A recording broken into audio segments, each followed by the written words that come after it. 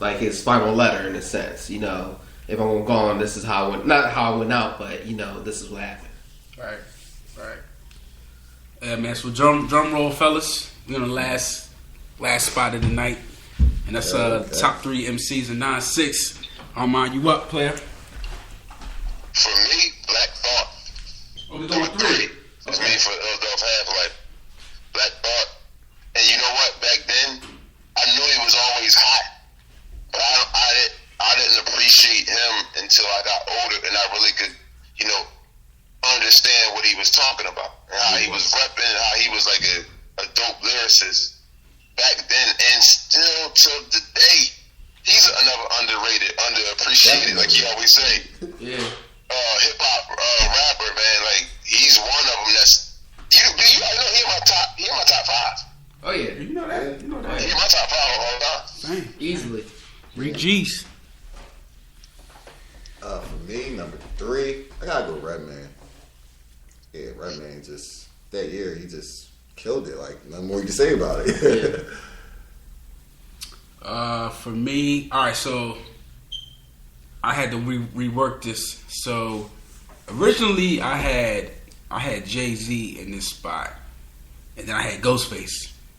And I was like, you know what? I'm taking both of them out because I'm going with Illuminati. Want my mind, soul, and my body. Secret Society, trying to keep their eye on me. I had to go with the God P. I had to go with Prodigy. You know what I mean? Like, yeah, like 9 hip hop quotables that year. oh my goodness. Yeah. First of all, Prodigy might next to Biggie might have the most sampled verses on a hook. Yeah, the Source said that years ago. They said he was like one of the most sampled rappers ever. Right. I think him and Common. Common, yeah. I'm sure Biggie's in there too. But like for the millennials again, from 1995 to 1999, Prodigy was a top 5 MC. You know, and I'm gonna say from 95 to 98, it was Mob, Nas, Biggie, and Wu. Everybody else was under. Yeah, definitely. And this is not a diss. This is not a you know. Everybody else was just second tier, even including the great Jay-Z. He just hadn't evolved yet. Yeah, he wasn't there yet. Jay was around, but Jay was like, oh, he gonna be nice. Right. He wasn't even in he put himself in the conversation with Big and Nas. That's what genius marketing, because he kept putting himself in the conversation in his music with Nas and Biggie. Then people just finally did it, but nobody else was doing it. Right. I mean, not unless you were from Brooklyn. He was his homie. Right. But P don't get enough love, man. You know, this dude said Illuminati want my mind, soul, and my body. Secret Society trying to keep their eye on me. He was saying this in 1996. Come on, man. We talking, you know, all this Illuminati, Kanye, Rihanna stuff, right? Yo, It's 96. Come on, P been there and done that. You know what I mean? That's my number 3. 3, I'll probably go with Jay. Number 3. I mean, like, under the bubble, but given that body of work at that time, I definitely go to the number 3 spot there. And I'm not the biggest Jay fan, but I listen to Reasonable Doubt overall. That's probably my personal favorite Jay album. You know. I was looking at that, yeah. Obviously, number 2, Armand. Well, number 2, I'm gonna have to definitely have to go with Nas. You know what I mean? Just the way his lyrical content on it was written, you know, everything and the stuff that was like even on mixtapes back then. I have to go with Nas, man. Like I was a lyrics dude back then. You couldn't tell me nothing if it wasn't like spitting no hot lyrics. So I'm gonna go with him on that. Yes, sir. So number 2, I gotta go with Jay for Reasonable Doubt, and he wrote half Foxy Brown album too. Like, so I gotta give it to Jay that year for number 2. Hetty, who was your 3? My 3 was who's my 3? Redman. Redman, yeah. Wow, he put Jay ahead of Redman in the 90s. Well, I mean, He had a lot. He put in a lot of work. I mean, I can't argue with Jay-Z. Yeah. Well, Jay-Z, he's not in my 3. Sorry, y'all. No, just because man. he had Reasonable Doubt and he wrote Foxy John too. Even though it's like a classic album, that's Foxy probably the best album now. Right. All right, so I'm with you, Armand. I'm going with the Golden God, Nasir. You know what I mean? Technically, like Jay-Z might have had the better album with Reasonable Doubt versus It Was Written, but to me, Nas' impact kind of rises him above a lot of the crop.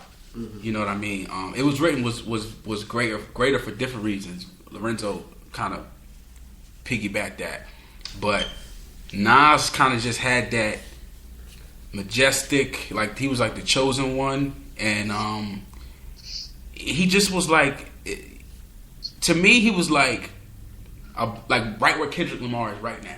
Yeah, you know what I mean? Yeah. Same exact position. Like you, like, man, this dude is like second album. All right, he's not the king of rap yet, but he's like he one of the ones. Yeah. So yeah, I'm going Nas right there. That's real. My second spot, I'm going with Reggie Noble, Redman. Like I said, this is a rapper's rapper. You know, bottom line. I mean, would they have maybe top albums? Most people say no, but you look at that's the song catalog on that album. There's really no weak track on there. Stay true to himself overall. I mean, even if you look at the stuff he did with Eric Sherman, Def Squad, Hit Squad, during that, that same time frame, I'll definitely put him in my second spot for lyricists of that year. I ain't mad at that. What about you, Armand? Oh no, so we rolling number ones now, right? Yeah, we're rolling. Yeah, it's gonna be a shocker though. Like, but I'm gonna roll with you. I'm gonna go with Prodigy for that year, man. When he was like, scared to death niggas fall to their worst fear. My retails and rail for the vision impaired. You looking for Pete, you can find them anywhere. In the project near you, I'll be right there. Come on, man. That boy was talking that talk back then. And you had to be smart to know what he was talking about. Right. You know what I mean? So it was like he was dropping crazy rhymes on it. Like, so you brought back memories by saying Prodigy. Like, I almost forgot. You know what I mean? So he my number one, even above Nas for me.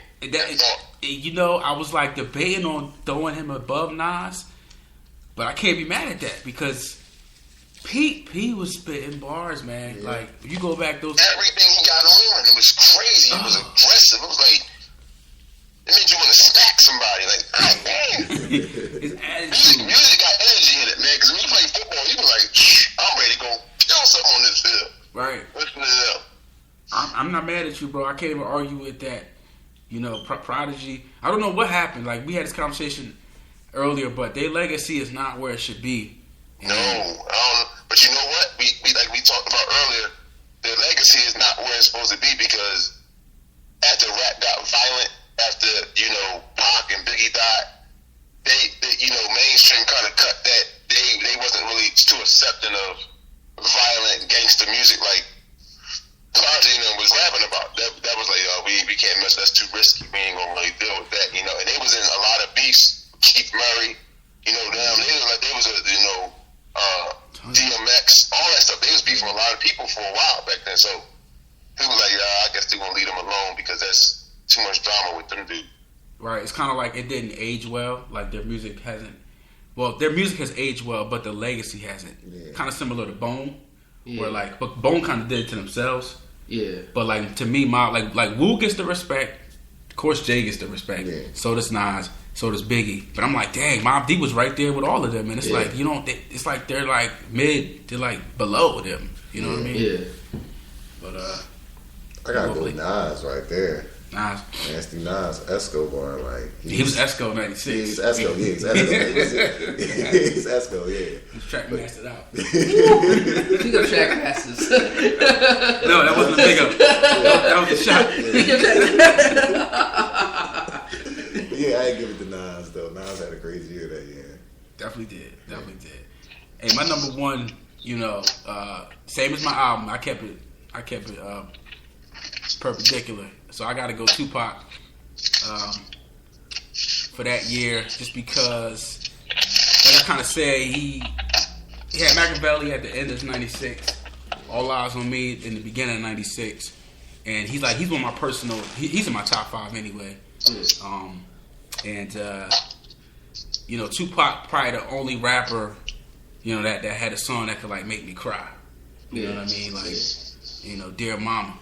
And that wasn't even, that was 95, but those type of records, like his range Yeah. Just as, he could go from so many different extremes. He's in my top 15. Yeah. So oh man, shots fired. Oh my goodness. Bring it back to you. Go with my man Blake. You know what I mean? Go with Esco. Number one. I mean, for somebody to rap in the mindset of a gun. Nobody was thinking. You know what I mean? You had your storytelling. You had your conceptual raps, whether it was Rakim, Kool G Rap, or whatever. But for somebody to rap as an object, Yeah.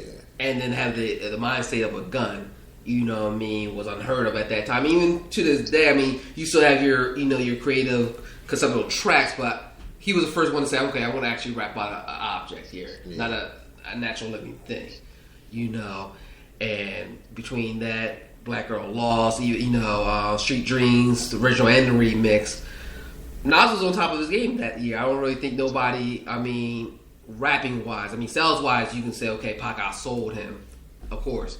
But this, as far as the lyricism, the creativity, I think that's on top notch form that year. So that's it. We did everybody's top. Yeah, we did. Yeah. Okay. And I guess this is for like the so it's the NIT. Yeah. So closing thoughts. Anything. I know I got some stuff I want to say, but we can go around. Closing thoughts, what y'all want to, bring to the 9-6 situation? I'll just flip it off real quick. I got to show some love to the South. The South gets a lot of bad rap, especially from mid-2000s. I'm surprised you get it, though. Listen, I wanted to, but it was so much stuff, though. That's why it was like a 6, 7, And my choices were based more so where I was at then versus now. Riding Dirty, come on, UGK. That's a classic album. Absolutely. Bun B, lyrically that year could probably go toe to toe with almost anybody that year. You know what I mean? Pimp C, of course, he was spitting this shit, but Bun B lyrically was just off. And one of my favorite songs probably of all time, Diamonds on Wood. You know what I mean? That's what the Bloody Murder. Bloody Murder. It's funny. I remember that on that. I remember Bun was talking about that when it was maybe like 2 years ago when Control came out, when Kendrick called everybody out, and Bun B was saying that my rap on the Murder John was pretty much my version of what Kendrick was saying, because I would let everybody know, even I'm from Texas, I would lyrically maul you. Right. You know what I mean? And that's kind of what I miss from Bun B. Not to say he really thought, because he really hasn't. Yeah. But to me, he hasn't really spit like that. He plays it safe because I understand he's a lyrical dude, but at the same time, kind of zone. Exactly. But for the South, it's like, okay, I still need to jump on these track beats. I still need to jump on this and show love for the leaners. But when you hear him on the Primo, when you hear him on Status Selector, he goes in. Definitely. You know what I mean?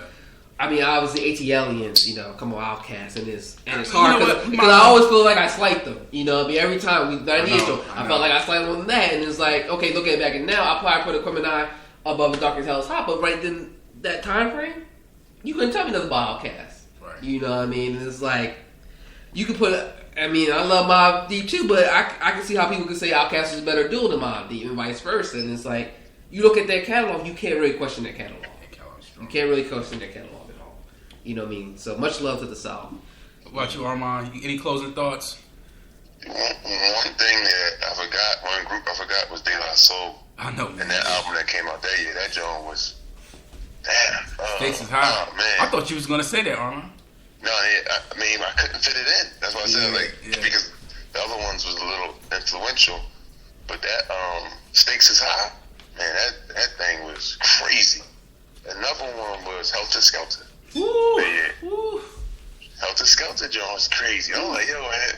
So it was like, that's what I said. That year, man, you could actually play all those albums right now and be good. So that was my two that I was going to add on right there. Helter Skelter and, De La Soul. And a Tribe Called Quest, Ron's Beats, and like that joint. Yeah, for me, 96, I missed that New York sound when you hit on the beat. Yeah, the bass just hit and everything. Like the Lost Boys, Mobb Deep. Even though it's different sounds, but had that New York flavor to it. Nowadays you don't get that flavor.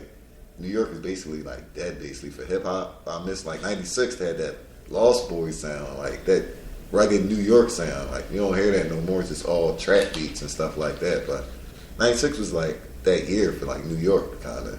Yeah.